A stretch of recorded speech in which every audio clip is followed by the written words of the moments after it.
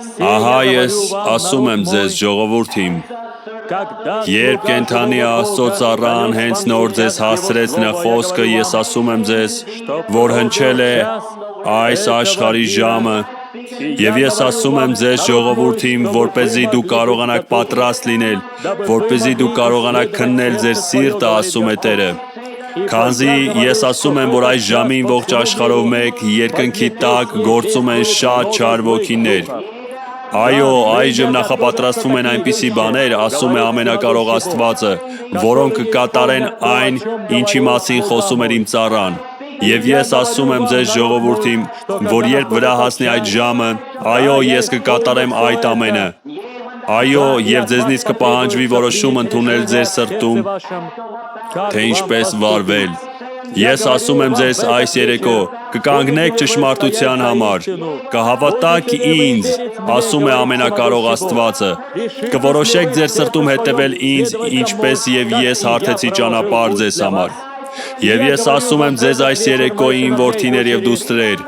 մի վհատվեք, որ ես ասում եմ ձեզ, թե ձեզ սպասում են կյանքի մութ օրեր, բայց ես ասում եմ ձեզ, որպեսզի դուք քաջալերվեք, քանզի ես կայցելել եմ իմ ժողովրդին մեծ զորությամբ, ես կհաստատեմ իմ խոսքը, ասում է Տերը։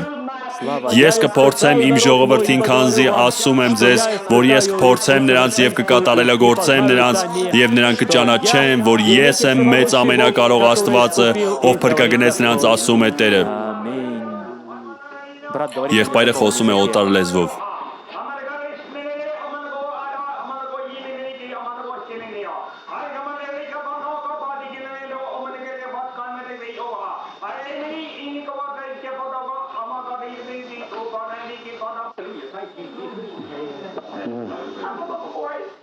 Քույրը խոսում է օտար լեզվով։ Եղբայր Նևիլը տալիս է մեկնությունը։ Ես ասում եմ ձեզ ժողովուրդ իմ, այս երեկո, որ ես կրկին խոսեցի ձեզ հետ այս երեկո, դուք պետք է քննեք ձեր սիրտը, դուք պետք է այս երեկո ճանաչեք ինձ, քանզի ես եկել եմ ձեզ մոտ, որպեսզի բերեմ ձեզ այս լուրերը։ Ոչ թե նրա համար, որ վախեցնեմ ձեզ, քանզի ես Աբրահամի, Իսահակի եւ Հակոբի Աստվածն եմ, եւ ես քայլում եմ ձեր մեջ այս օրը։ Ես ասում եմ ձեզ ժողովուրդ իմ, որ դուք պետք է շարունակեք հաստատուն հավատալ, որպեսզի դուք մի կողմ դնեք ամեն տեսակ քմահաճույքներ եւ անձնական կապվածության զգացմունքներ եւ տրամադրեք ձեր սիրտը ձեր Աստծուն, որպեսզի դուք հեռանաք հիմարությունից, որպեսզի դուք դադարեք վարվել մարմնավոր ձևով, որպեսզի դուք դառնաք դեպի իմ հոգին եւ թույլ տաք ինձ փառավորել իմ անունը ձեր էության միջոցով։